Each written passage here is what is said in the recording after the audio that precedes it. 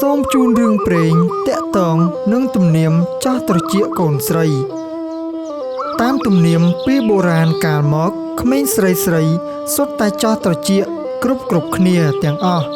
រហូតមកដល់សម័យបច្ចុប្បន្ននេះក៏នៅតែធ្វើចំពោះត្រចៀកដែរគឺគេចោលត្រចៀក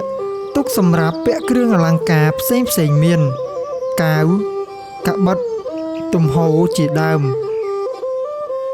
ឯក្មេងប្រុសមិនមានចោលត្រចៀកទេរឿងនេះខ្ញុំបាទដឹងពីសំណាក់ដូនចាស់ម្នាក់ឈ្មោះមាសនៅភូមិពោធិដូតអស់គាត់ស្លាប់ប្រហែលជាង18ឆ្នាំហើយដើមឡើយខ្ញុំសួរគាត់ថាយាយដូចម្ដេចក៏ប្រហោងត្រចៀកយាយធំម្លេះតើយាយពាក់កាវប៉ុន្មានទៅ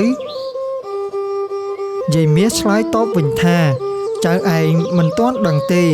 ចាស់ចំនួនយាយគេមិនសូវពាក់កាវទេគឺគេពាក់តែត្រសាល់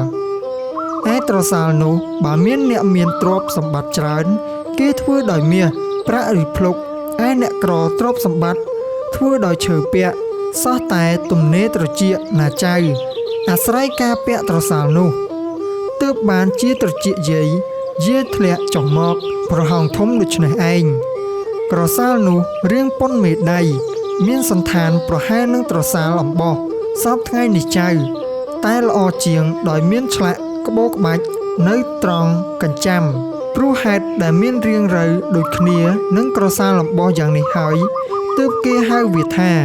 ក្រសាល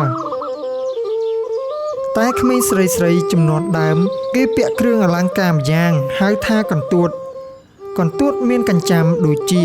កាវតងត្រង់សពថ្ងៃនេះដែរតែឥតមានត្បូងទេនៅត្រង់កន្លែងដាក់ត្បូងគេធ្វើជារាងដូចផ្លែកន្ទួតហើយធ្វើក្រវិលមូលមួយសម្រាប់ដោតក្នុងរន្ធត្រចៀកចោះកន្ទួតនោះគេធ្វើដោយមាសឬតុងហ្វាទំនៀមចោះត្រចៀកនេះមានរឿងព្រេងមួយដំណាលថា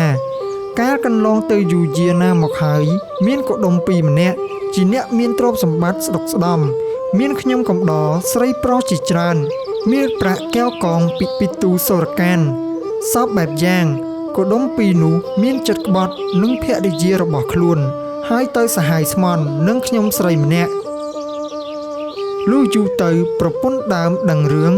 តែមិនដឹងធ្វើដូចម្ដេចក៏ធ្វើបាបមេខ្ញុំស្រីនោះបានថ្ងៃមួយកុដុម្ពីមានដំណើរទៅស្រុកក្រៅពេញមួយថ្ងៃប្រពន្ធដើមបានឱកាសក៏នាំទាស្រីដតីទៀតរបស់ខ្លួនទៅចាប់នាងស្រីជាសហាយស្មន់របស់ប្តីនោះធ្វើបាបដោយវាយដំច្រំធាក់និងជាបញ្ចោច្រាស់ឆ្អេះយ៉ាងអស្ចារ្យរួចយកដេកគោលមកបោះត្រង់ចុងស្លឹកត្រចៀកទាំងពីររបស់នាងនោះហើយទុកចោលលើផ្ទះនោះទៅលុះវេលាក៏ដុំពីរត្រឡប់មកពីស្រុកក្រៅវិញឃើញដូច្នោះក៏សួរទៅនាងសហាយនោះថាយ៉ាងម៉េចបានជាគេយកដេកគោលបោះស្លឹកត្រចៀកដូច្នោះនាងក៏ឆ្លើយប្រាប់តាមដំណើរសពគ្រប់ប្តីក៏ដកដេកគោលចេញរកថ្នាំលាបស្រួលបួលហើយឲ្យទៅនៅផ្ទះមួយឆ្ងាយពីគ្នាចាប់តាំងពីថ្ងៃនោះមកនាងសហាយនោះមានសេចក្តីអៀនខ្មាស់គេជាច្រើនព្រោះត្រចៀកខ្លួនមានស្នាមប្រហោងនាងចេះតែនិយាយនឹងប្តីថាឲ្យជួយធ្វើយ៉ាងណាដើម្បីឲ្យបាត់ស្នាមប្រហោងត្រចៀកនាងកុដុម្ពីក៏ធានារ៉ាប់រងថានឹងរកមធ្យោបាយធ្វើឲ្យបាត់ស្នាមហើយឲ្យបានល្អទៀតផងនៅយប់មួយកុដុម្ពីដេកសញ្ជឹងគិតឃើញថាបើអញយកមាសទៅធ្វើជារចនាធ្វើជារបស់អ្វីមួយមានរបៀបដូចដេកគោលហើយយកមកឲ្យនាងពាក់បិទត្រង់រុនស្នាមនោះប្រហែលនឹងបានល្អលុះនឹកហើយទើបកុដុម្ពីក៏ចាត់ឲ្យជាងធ្វើបានដូចបំណងដោយបង្គាប់ឲ្យធ្វើមានកញ្ចាំដាំត្បូងពេជ្ររំលេចដោយក្បាច់រចនាផ្សេងយ៉ាងល្អវិចិត្រគួរឲ្យចង់បាននាងសហាយក្រោយពេលដែលពាក់ដៃគោមាសដាំត្បូងពេជ្រក៏ឃើញមានលម្អប្លែកនាំឲ្យនាងមានចិត្តរីករាយយ៉ាងក្រៃលែងលុះថ្ងៃក្រោយមកនាងប្រពន្ធដើមបានឃើញត្រចៀកនាងដែលខ្លួនបោះដៃគោលនោះមាន មានពន្លឺភ្លឺផ្លេកគួរឲ្យស្រឡាញ់ក៏សួរនាងនោះថា នាងបានអ្វីមកពាក់នៅត្រចៀកនោះក៏ល្អម្ល៉េះនាងសហាយឆ្លើយថាខ្ញុំពាក់ដៃគោលដាំត្បូងពេជ្រ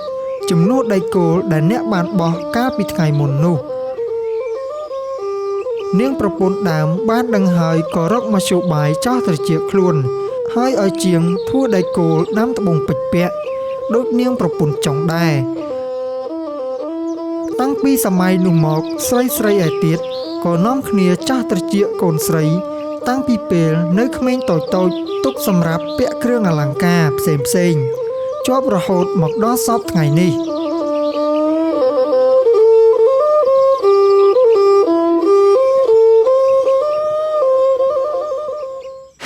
យើងខ្ញុំសូមអរគុណដល់អស់លោកស្រីនាងកញ្ញាដែលបានស្ដាប់កំសាន្តតាំងពីដើមរហូតមកដល់ចប់សូមលោកអ្នកចុច Subscribe ដើម្បីទទួលបាននូវរឿងព្រេងនិទានជាច្រើនបន្តបន្ទាប់ទៀតសូមអរគុណ